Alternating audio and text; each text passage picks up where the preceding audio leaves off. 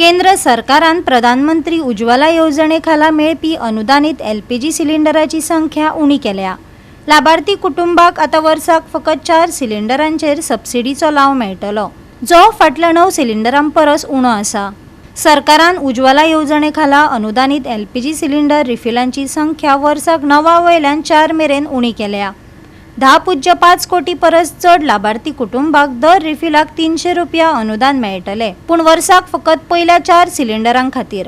LPG सिलिंडराच्या दरांत 29 रुपया वाड जाले उपरांत रोखडोच हो निर्णय घेतला।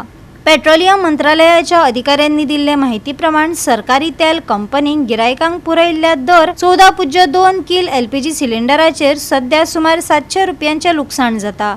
संवसारीक उर्जेचे वाडटे दर आनी अस्तंत आशियांतल्या अस्थिरतायेक लागून अर्थीक भार वाडला।